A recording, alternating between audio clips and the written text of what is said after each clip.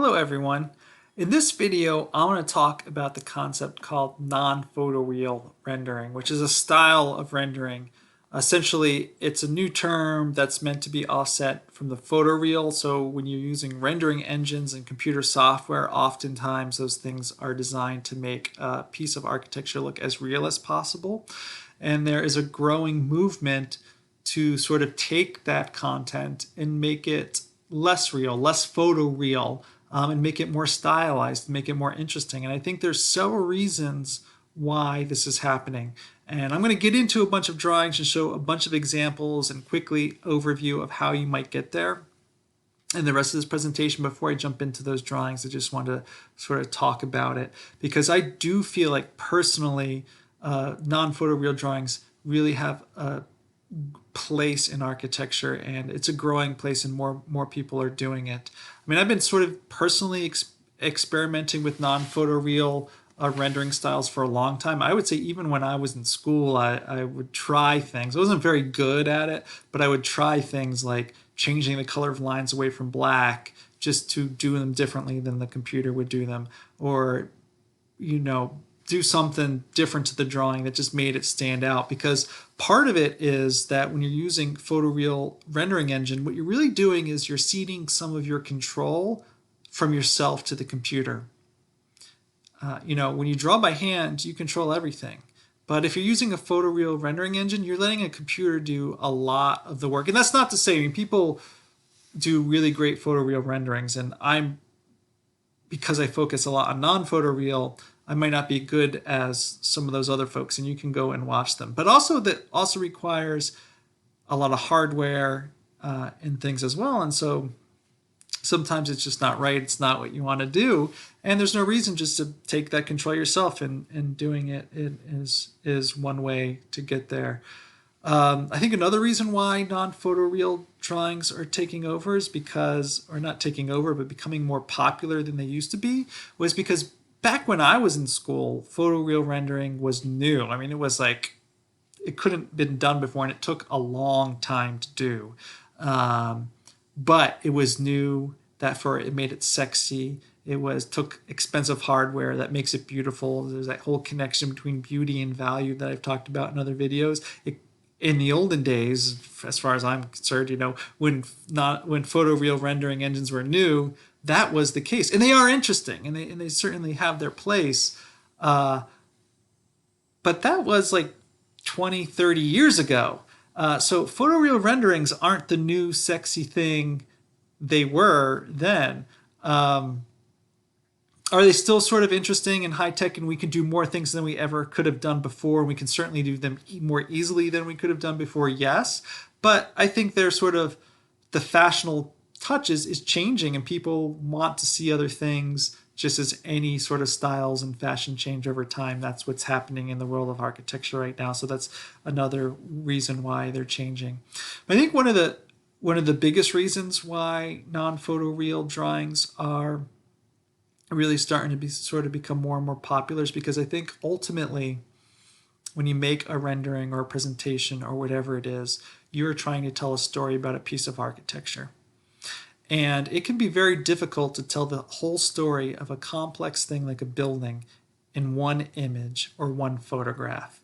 All right, because the reality is, a piece of architecture, they're big, they exist in time, time of year, time of day, that all influence what architecture looks like. You move around a building, you approach a building, you go into a building, you move from space to space within a building, and that all informs your perception of how that building functions. And a photograph obviously can't capture all that, or even a drawing can't capture all of that. But I do think if you stylize your drawing and sort of make it non-photoreal, you can start to capture some of those things, I think, beyond what a standard photograph might capture. It could be things about lighting and time of day, or of experience, or movement of people, or movement of objects, or all those other things that are sort of non-tangible, that don't exist in an instant in time. can be captured in that way. Other things that you can capture in a stylistic drawing that you can't capture in a photograph are things like, well, maybe this is just an idea of a building, or this building isn't built yet. This is preliminary concept. One of the issues with having a photoreal drawing or is that people interpret it as a photograph, and a photograph is interpreted as being real. It's that it's built, and so as architecture changes through the process of design and construction, you want to make sure your drawing says, hey, this is an idea, it's not yet built yet. And so that's something else that photoreal drawing can't convey, but a stylized drawing can. And finally, it's just about expressing yourself as an architect and what you're trying to design. A photograph is going to tell the same story no matter who takes the photograph. Now, I know if you're a photographer, I don't mean to oversimplify, which I am. I mean, I do mean to oversimplify, but that's what I'm doing. It's like, if everyone had the same camera, the same position, whatever, they'd get the same image. If everyone drew the same drawing, they're even with the same media, they're not going to get the same drawing in the end, let's say with a colored pencil or watercolor, because each person's hand is going to be unique. In fact, if one person did it a second time, they probably wouldn't get the exact same thing. So you can express yourself a little bit more in stylized drawings and non-photoreal drawings as well. So I think they're great fun. There's tons of world to explore. I know this story isn't really about a drawing, but I think for me it hits home this point about trying to capture more of the architecture in a stylized drawing than not. I remember when I was in school and taking history of architecture lessons, one thing that stands out to me is learning about Villa Savoye by Le Corbusier, which is this white building it's on pillars as it goes up, pretty simple. And so I knew it was sort of partly was about modernism and being simple, partly about form, but also is partly about his study in human proportion. You may know about the modular man, which is Le Corbusier's sort of idealized man, and making things fit comfortably in that proportional systems. And I think proportion is hugely important for design. But anyway, in history of architecture class, we see photographs of this. And I gotta say, I wasn't entirely impressed, and there's a variety of reasons for that. Being late in the modernist movement, it also itself was sort of not fashionable anymore as taste changed.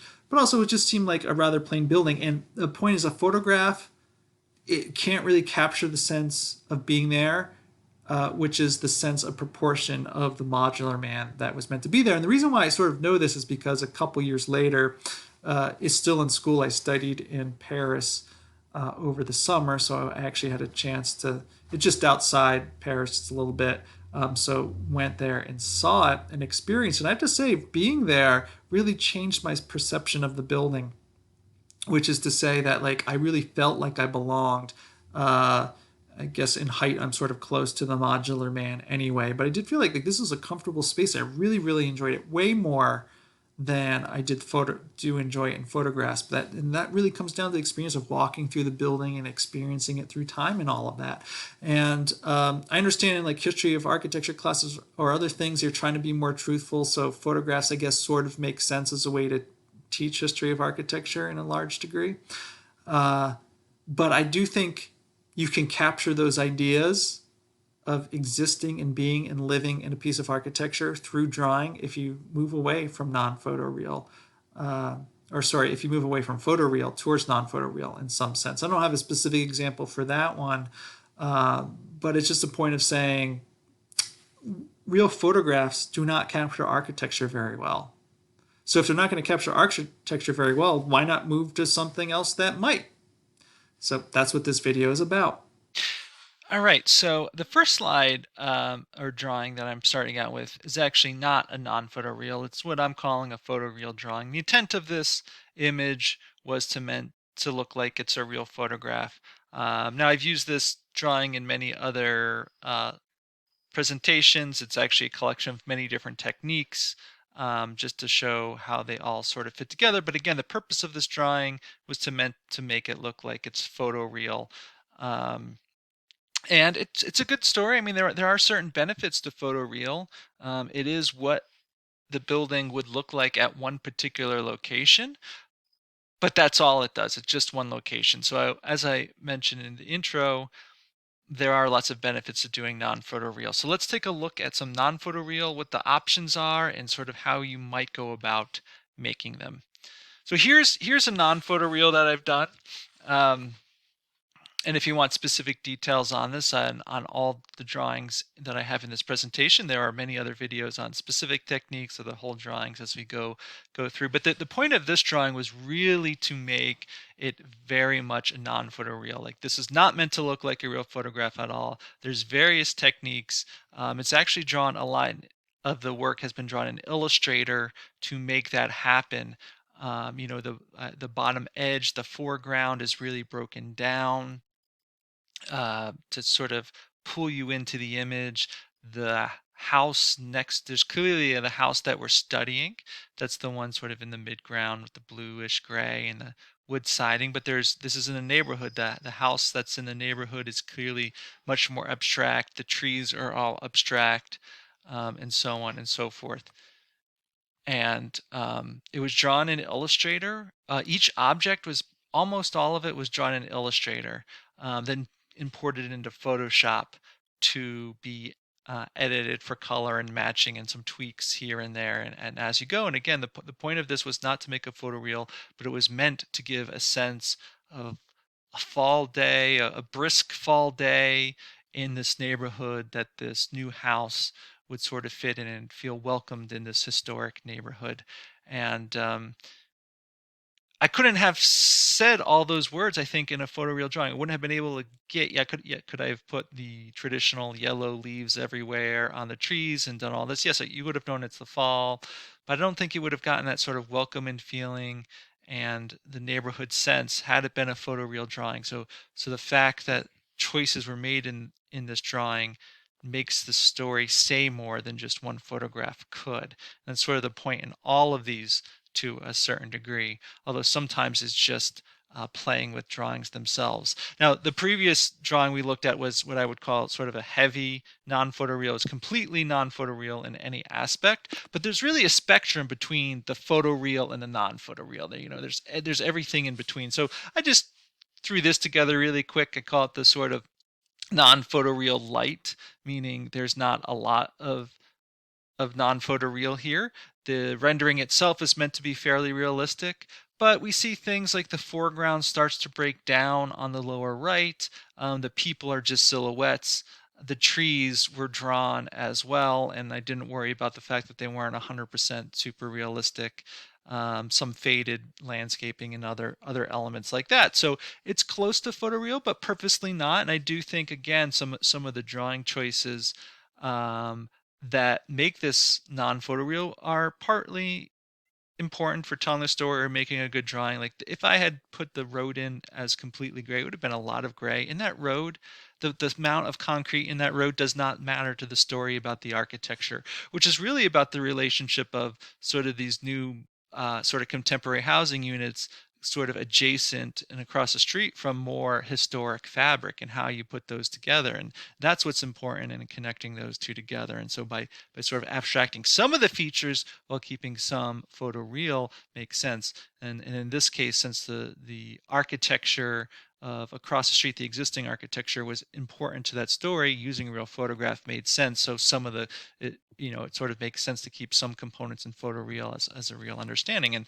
that's perfectly a choice. I mean, there's lots of ways of going about it. I just sort of mocked up some quick other examples of the same thing to show the opposite. So here's another one to just say, okay, here's obviously non-photoreal heavy. It's completely different than the one we looked at earlier in the presentation. It's meant to be made to look like it's just a bunch of lines with some shading. This was actually all done in Photoshop. Obviously, the architecture, the housing is a SketchUp model that's been imported, but then it's just a bunch of tricks in Photoshop to give it the sort of line feeling. It didn't really take that long at all. Of course, notice that the lines aren't black. Sometimes I like to play this up that lines don't necessarily need to be black, and it's really easy in Photoshop. Even if your output software like SketchUp will only really produce black lines, with SketchUp won't. You can actually change the line color in SketchUp, but some software It's more difficult to do. It doesn't matter because it's super easy to do in Photoshop itself. So here's not meant to look like a real photograph at all, and produces another technique, and this is just for example purposes. I do feel the previous drawing, I can go back. This one tells more of the story. If using non-photoreal is meant to tell a grander story than what a photograph can, I do think this one is more successful because it is about a relationship of architecture to existing and new. And so abstracting some parts that don't matter to keep other parts more realistic help tell that story. Where this, it sort of gets muddled. Yeah, it's interesting and it looks like it could make a nice place and all of that, but it doesn't tell that bigger story. Of course, I just mock this one together, which I actually do like a lot too. So the one was heavy, one was light, and then like I said, there's a whole spectrum in between. So this one uses a lot of photographs for the existing stuff, but it uses a very stylized, sketchy style for the houses itself, which sort of tell a story because you do get a sense of the existing architecture, and you do know that there's something new and it's not built. So here it is using white. This is just potentially what it can be. And again, the shadows and the line work, that was all basically done in Illustrator and Photoshop, and in the greenery and all that as well. So you notice I thought it was sort of interesting too how I did the reflections. The reflections are still in this new house, are still, since they're reflecting the architecture of existing, the reflections become photoreal in their reflections. As I sort of like that. I thought that came out well, to do that, and that sort of does tell the story about new versus old, as well. But yeah, so some of it can be realistic and some of it can't be, and there's so many different variations, and I will show several other examples sort of moving forward in this presentation, but nonetheless, there's so many different ways you can do this, and this is where I go back to the concept. It's really about what you want to do and having fun with drawings, right? So don't be satisfied with just having to do photoreal. They can really be whatever you want. Do precedent research, get ideas, explore new ways of doing it yourself, and sort of have fun with doing it. So again, the main point is you tell a story, and to tell that story, you have to tell the computer what to do. And I know I go on and on sort of about this, but when you rendered and drew by hand, there was nothing that was going to tell the pencil and piece of paper what to draw unless you did it yourself with your own mind and your own hand and your own equipment, and you made every decision as you went. And I do feel that relationship has sort of changed with the computer, where there's a sense of, well, I'll model it and I'll tell it what the materials are, but then the computer's going to know what to do to make it look realistic. And it does, but you sort of are giving up your control when you do that. So um, you need to take the control back and say, okay, the computer only knows what it knows. But guess what? All of you out there, whether you're just beginning rendering and in architecture or have been doing it for a long time, believe it or not, you actually know a lot more than computers, even these very great computers we have today. And it is okay to say, you know what? The computer might have said it's supposed to look like this, but I'm going to make it look like this because I know better and I can do better. And does it take longer? Yeah, it might take longer. Is it going to take more manual effort? Absolutely going to take more manual effort, but that's what it takes to make a good drawing. So don't be afraid of saying, computer, I know more than you. I'm going to do it this way and I'm going to tell this story. So I'll just talk about the drawing itself. I mean, this story that I was trying to tell here was, another fall. I'm sort of was obsessed with fall, I guess, for a little while because I've got lots of fall drawings. The colors are amazing, and so you're sort of here another fall morning. The sun's just starting to rise. Might be again a little brisk, a little cool, and you're starting up and starting your day in this wonderful landscape, and that's what the story's telling. And I think it comes out well here. So, and would it have come out as well if I just used the pure photographs? No, it wouldn't have been. Or maybe, but also I think it would have taken me longer to do because we'll see some things as we go along where things I could do in Illustrator and Photoshop really might have just been a lot quicker than having to work with 3D modeling software and rendering engines to get the job done that I wanted to do. And that's because I can do it myself. I know how to make drawings do things if I take control. So that's sort of the lesson here. So again, tools for non-photo rendering. I think you can use any and all of these. Obviously, you have the regular rendering from the 3D modeling software, which I sort of don't have on here, but that is an option. But I've seen them really done. I typically don't, but I've seen other people use pieces that they've drawn by hand and sort of layer them up in Photoshop. Maybe they even print something out from a 3D model like SketchUp, trace it in a hand and scan it back in and post-process it in Photoshop. I think that can work great. I've also seen a lot of students, and actually this is what we used to do in the olden days, as I say, back before it was quick to do a photoreal rendering. Maybe you would do one for a project, but it would take so long. But you would print out other perspectives with just their lines, and then you just render by hand on top of it. And I think it's a great technique. I have seen students do it even today, fairly recently, and it can be a quick way to get thoughts down and just take the drawing to the next level without having to spend too much time. So this is another way of rendering by hand to create non-photoreal. I think it's perfectly acceptable and works well. Of course, most people use Photoshop in their non-photoreal things, and that's what this sort of next phase of the presentation is going to show. And then what I do, which I think is a little more unique, not as many people do this, is I also render a lot in Illustrator for certain components of it and bring that into Photoshop. But Illustrator, you have a lot more control over creating content, at least initially. So that's another way to say, again, I could model it and let a computer tell me what it's supposed to look like, or I could just draw it myself the way I want it to look like. So and that said, too, I've done many non-photoreals for a variety of reasons where I might have a 3D model, but I didn't necessarily use the rendering engine. You might, and I have done it many times that way as well, but you don't have to. I mean, there's so many different options out here. So here is another example of that same project is sort of set in the evening. And I think for this one, I just used raw SketchUp output and just try to put it together so there's no real rendering engine. It's just pure SketchUp output and then Photoshop work to put it all together. So anyway, what I'm going to do now is I'm going to take this image and walk you through the basic steps of how people put non-photo reels together. Now we just looked in the previous slide that there's so many different ways, and that was a quick summary of ways of doing non-photo reel. So you don't necessarily have to do it this way, but what I find is most people, including myself, most of the drawings are done, if not entirely the way this drawing that I'm about to present was done, very similar to it. And so there's some, basically what I'm trying to say is even though there's lots of ways of working with the details, the overall concepts between the way people are doing non-photoreals are very similar. It's a good way to start and practice to get into sort of the world of non-photoreel is how you use the layers in Photoshop is what I'm going to show next. So here's an image. I would call this image sort of it's pretty close to a light non-photoreel. So there's lots of real photographs in it, but obviously the people are silhouetted.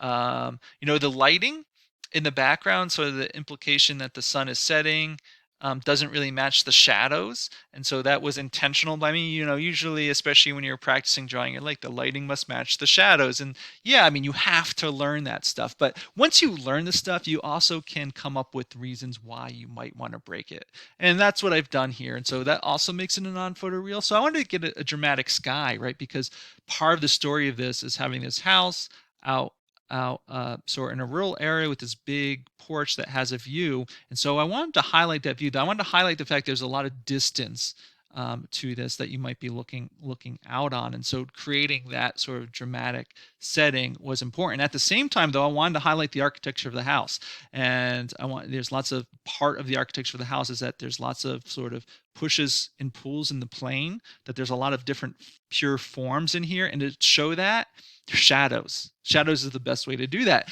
And so I can't necessarily capture both of those things, the sort of long view sunset and shadows in the forms simultaneously in a photoreal drawing. They conflict with each other.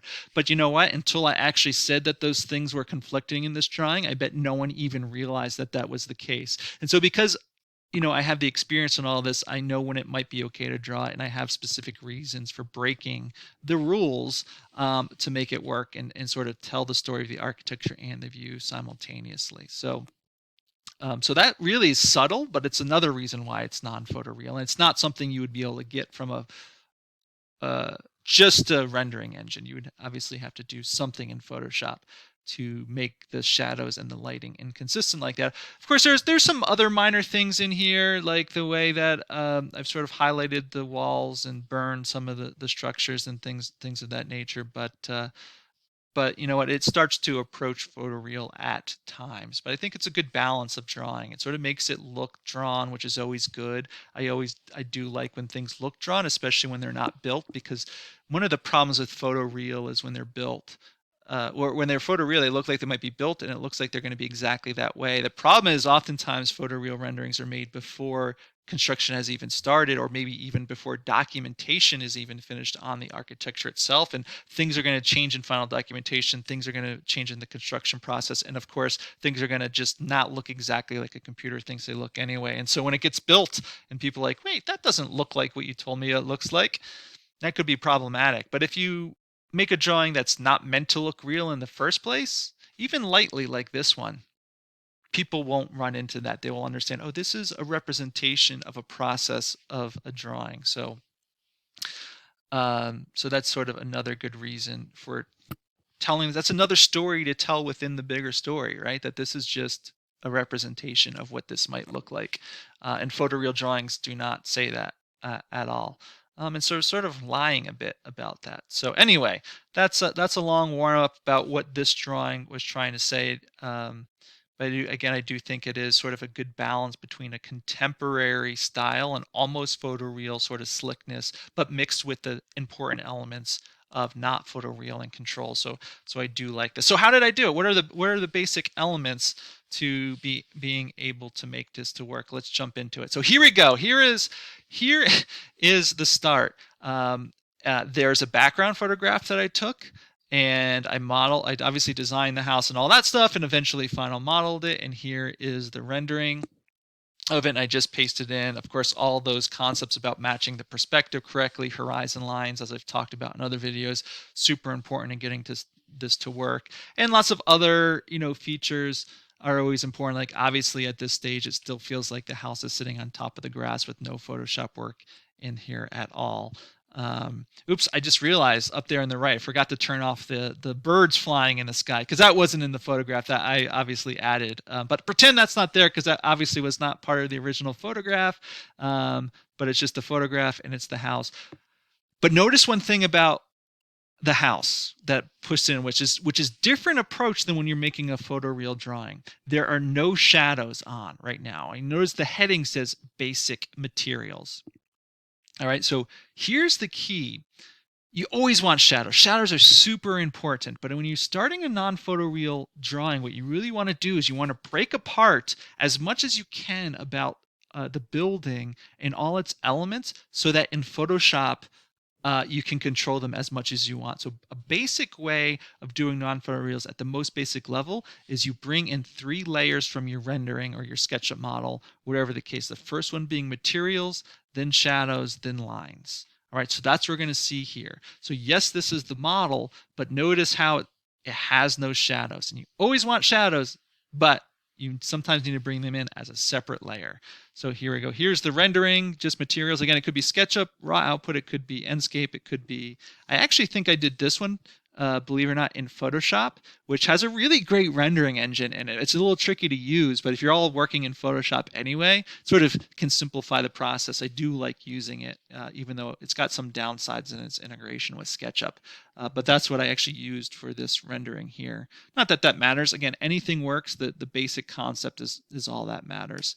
But I thought I'd mention that. So the next layer you want to bring in is the shadows. And what's usually going to happen when you bring in shadows is usually you'll get all your materials turned white, and then your shadows are going to come in as a black color, or tones of gray, if you will. Sometimes they call this like clay modeling. Something like that is the word that the rendering engine will use to turn off materials and only show shadows. But many softwares can do this. SketchUp can do it, Enscape can do it, Photoshop can do it. I think Rhino can do it. All of them can basically, if you play with the settings in your rendering software, you can get it to look like all the materials being white and just having shadows on. And so what you want to do then is when you bring it in, you line it up with your materials, and then you use in the layers you use multiply command to turn it like this. And what multiply does is it turns all the white sort of transparent.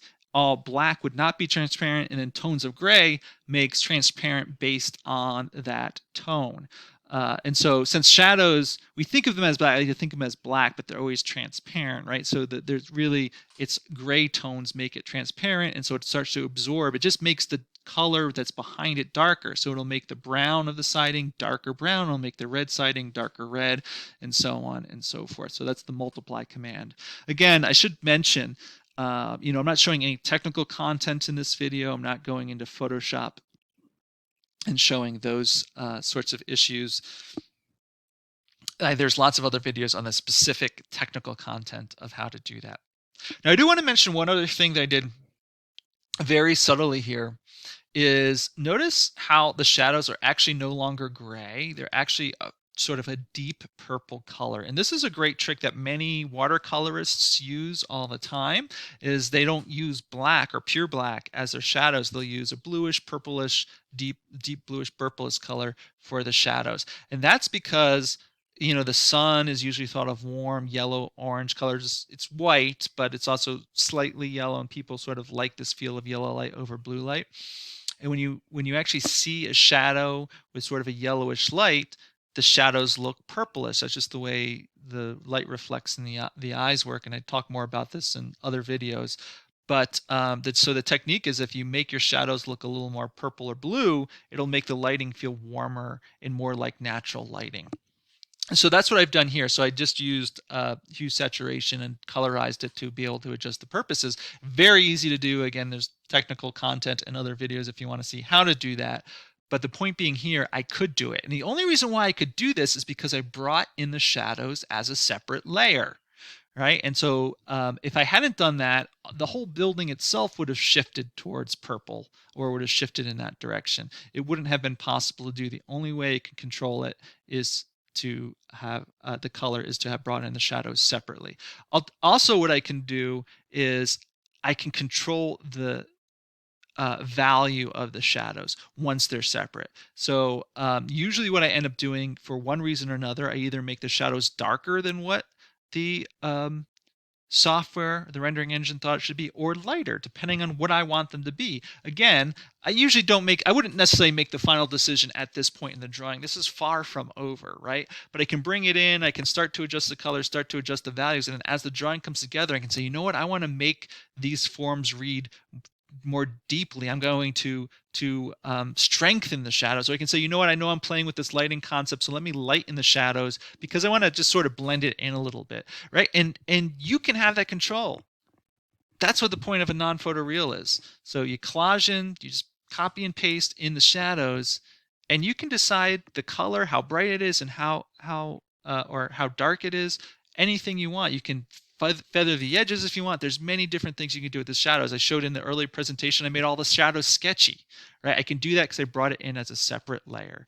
So if you really want to control your drawings, highly recommend shadows go in as a separate layer than the materials itself, right? So good technique. And then something else you might do too, I mean, depending, you don't have to, and not all my drawings, even non-photoreal, use lines in them, but in architectural drawing, lines are the primary form of a floor plan, of an elevation, the thing that goes to the contractor. So there is this sense, I think, from people both in and out of the profession, that lines make architectural drawings. And so adding lines to a rendering, I think, gives it that sense like, oh, this is still a design of a piece of architecture, and so they can be good to add, and they sort of help tell that story that this is still a work in progress, and it is just a drawing. It's not a real photograph. And so you can do the same thing. In this case, I just brought in the lines from SketchUp directly, and that you can come in, just save it as a JPEG like this, hidden line. All softwares, again, can do it, not SketchUp. They all can make a drawing that looks like this. comes in usually with a white background like this, and the same thing in layer. You just use multiply, which erases all the white and keeps black as non-transparent, which the lines are, and so it will put them right over top. And now what I've done here for demonstration purposes, again, is if you look very subtly, not only you can see the lines, but you'll notice that there's sort of a deep brown color. And they don't have to be, they could stay black perfectly fine. But when you bring them in as a separate layer, as a third layer of the model, you can control that color in Photoshop very easily. And so in this case, just for sort of semi-demonstration purposes, I made it sort of a deep brown just to show them there. And of course, you can control them too. I often find I'll either use transparency on the layer to sort of, so the lines aren't as visible. They're almost not noticeable. But you don't have to do that. Sometimes you make them stronger. And again, as long as they're a separate layer, you can bring them in. So I think the core of any non-photoreal are these three steps. And obviously this drawing is still far from being finished, but it's bringing materials as one layer, bring in shadows as one layer, and bring in lines as another layer, and control each of those three layers however you want. Once you've done that, as I've done here, it's really then using post-processing techniques for the rest of the scene to complete the drawing, which is pretty standard stuff. And I'll just go through those very quick. So of course, I think really important for non-photoreal is using Burns and Dodge tool and the sponge tool in Photoshop, just so you can really highlight. And it really allows you to draw your eye into certain areas of the drawing. So, the main form of that, it really does two things. Realizing as I'm talking, one is it brings your eye into certain pieces of the architecture. Also, for big fields of color, it sort of adds a richness and texture to it that just is more interesting than the flatness of what computer drawings, even photoreal drawings, tend to do. So it can highlight things, and it is a great technique. Pick surfaces to make darker, pick surfaces to make brighter. And when I say surfaces, it's not the whole thing, but they sort of pieces of a surface, like we see here. Not very heavy on this drawing, but it's still important to the drawing. Again, it's just using my mouse and my hand and my brain to do something more interesting what the computer would do.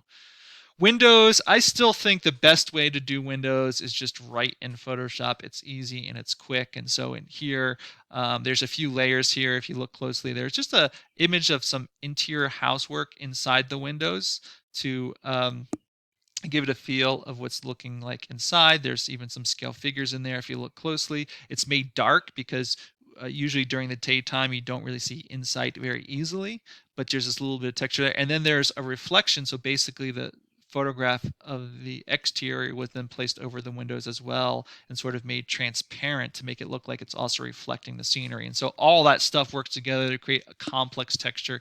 Could you do that in a photoreal rendering engine? In fact, and so this was meant to be generally photoreal in this case. You can do that, but you have to model more. You have to put more into it. Like I would have to model the interior. I'd have to put interior lights in. I would have had to model all the exterior elements as well for it to happen, which would have taken a long time, a lot of energy, more computing power. And I could do it really in just a few minutes in Photoshop. And knowing that it's almost so cluttered, you can hardly see anything anyway, right? So you got a lot of liberty in what you do because it doesn't have to be perfect. It's just meant to give the sense of what's happening.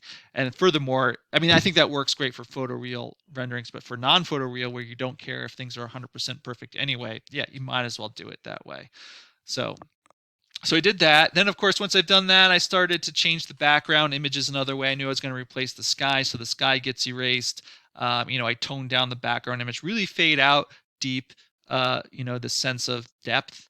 As things get deeper in the screen, they tend to lose color and become lighter. So I really enhanced that again because part of the story, as I was saying, was meant to show that there's a lot that exists in the background.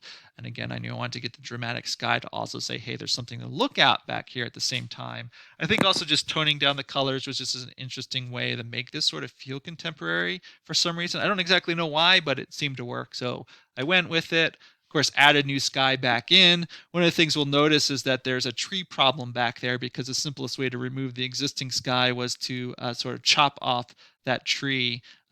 So I solved that just by putting a tree in front of it. And that tree happens to be a Photoshop tree because, again, I was just using different kinds of trees here for demonstration purposes.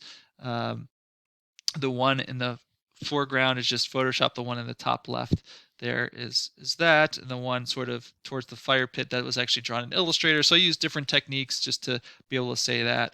But you want to put in your landscape elements however you decide to do them. If this wasn't a demonstration drawing, I probably would have used the same technique for all of the trees, then sort of used various ones, but that's okay. Obviously put in scale figures. In this case, I went silhouette, which again helps tell the story that this is a non-photoreal. There's a lot of people here, and I do like using photoreal drawings to really give home the point that this is about people. But I felt like the whole drawing was so close to being photoreal that making them silhouette just helped tell the story. Hey, remember this is meant to be non-photoreal. And so the black silhouette I think worked there. Of course, I've got the dog, which I think tells a story about who's living here and their values, and then the birds in the sky. They're back here. I put those in just to say there's lots of natural wildlife as well. So, put all in. I drew the path here in Photoshop. I could have modeled it if I wanted to, but I did that. I really worked on the grass edging to set this building down and all those little techniques that go around into making all the landscaping entourage work.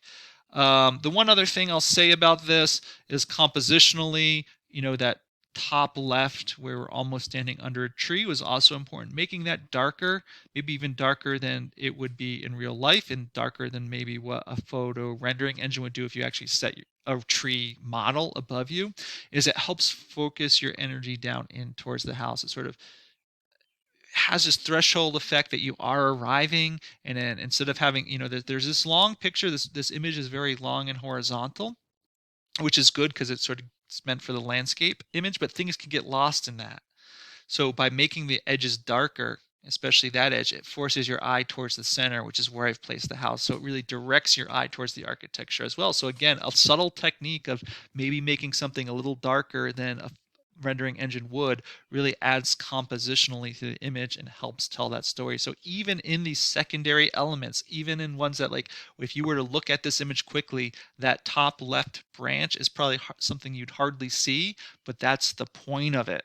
That's what makes it work. So every little detail can be thought about and controlled to the way you want to do it to help tell that story, even if it's not what the computer naturally would do. So that's almost it. Of course, there's some finalized finishing touches, as I always say. That this is another common technique in non-photoreal. Once you're done, you might add certain things. And here I ended the lens flare, which is a Photoshop technique. But other ones you see, I add certain kind of textures, filters, is what Photoshop calls them, noise, or a little bit of roughness to the drawing in some way. Because usually most drawings, how I find that they come out if they're just on the computer, there's usually two issues with them, which these finishing touches and textures and colors can handle. One is they look a little plain in color, like the fields are just not textured enough. Like the real world has lots of texture in it.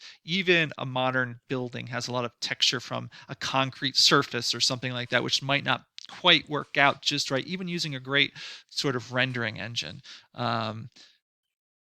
So adding those filters can sort of bring back a roughness to the way the world really works and make it feel more interesting in that sense. And two, because a lot of these images might be a collection of a lot of different pieces coming together, the lighting and all those pieces are slightly different. The coloring and the lighting quality actually affects the way the color is.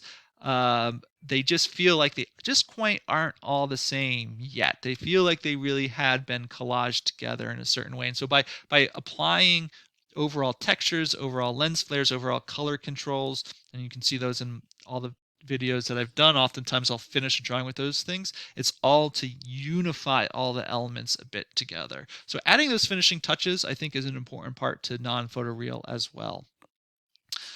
So there we go. That's the non-photoreal. And then the last thing, again, I think, which is I think what I showed previously, that is the core of non-photoreal. But I do think there's a way of taking non-photoreals a step further. And so going back to this image, just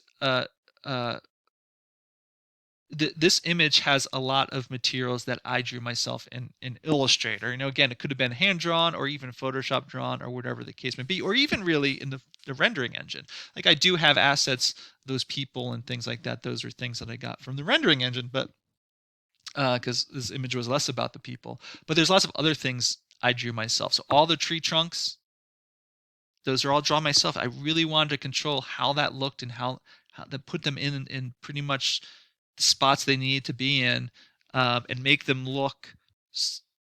I don't want to say semi-realistic because I don't think a rendering engine so tree trunk focused would even look this real. But at the same time, they're not meant to look real.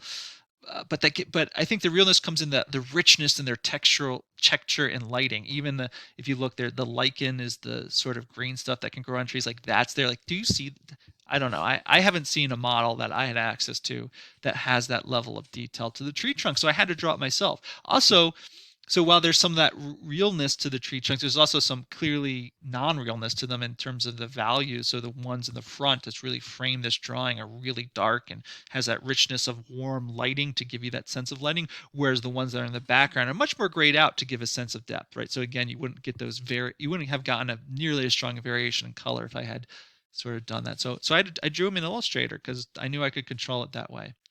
Similarly, I think one of the things that can go unnoticed in this particular drawing is usually my building materials I do use the 3D rendering software for, but in this case I didn't. Like the wood siding, that's actually Illustrator drawn wood siding, and the stone wall is drawn in Illustrator as well. And again, if you want to see the details of that, you can look at other technical videos there. But but I think it really helped the drawing a lot. The leaves I sort of did some of my own custom work for as well. And then there's the rest of it though, standard Photoshop techniques. The materials, other materials came in. I applied my own materials on top. Shadows were independent. You can see the lines. I did white lines in this case. And there's lots of finishing touches to pull all together, and there's a little noise over the whole thing to make it all work. So similar techniques, but I also used Illustrator when needed. I think I had some notes, yeah, just pointing out the notes what I did, but I pretty much already said that. And the other thing to mention, I don't, this is honestly not my most favorite drawing, but I put it together to show some ideas. And one of the things that I think is important that maybe I don't do enough of personally when I render, but maybe you can take it on as your own thing, is that you can be pretty abstract with elements.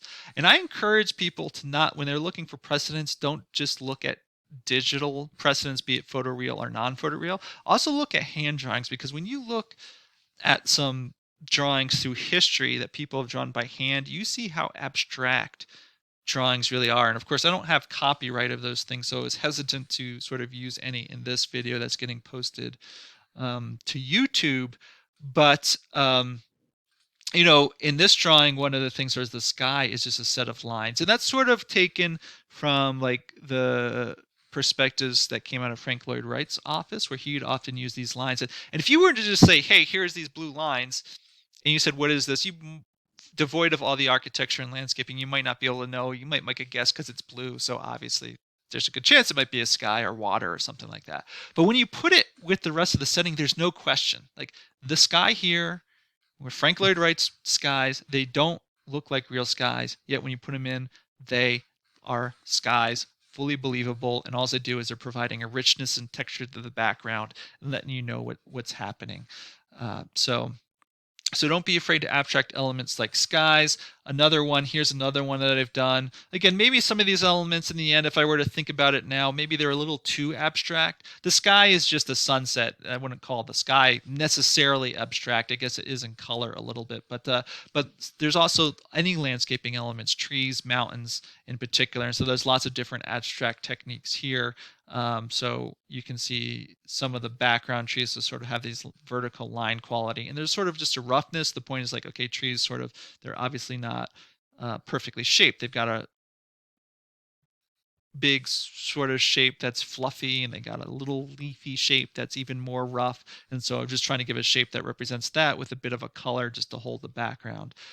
Then the foreground trees, they actually blend into the border and they sort of help pull you in. They're using the same sort of concepts. It's just the overall roughness of what a tree might be, but very abstract. And then the landscaping, those bushes and flowers in the foreground, obviously are just meant to be abstract because I didn't want them to overwhelm the architecture in this case. Oh, I think it's a really interesting drawing.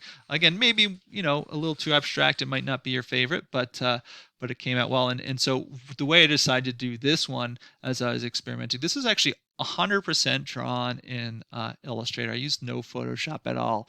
That might have helped me a little bit, honestly, if I had decided to, but I wanted to say not only in exploring these abstract elements, I wanted to just really explore drawing it in Illustrator and control it. So it was really, I 3D modeled it, and I just took the line work and I traced the line work in Illustrator, and then came up with these various ways of doing these elements.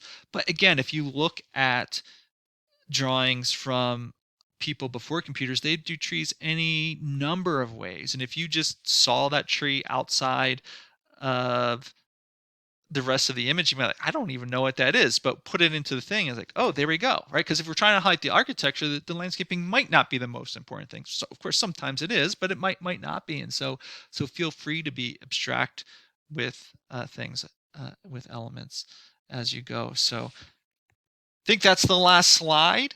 So hopefully this encourages you to explore non-photoreal. Obviously in class, we will make it an assignment to practice, pull all these skills together.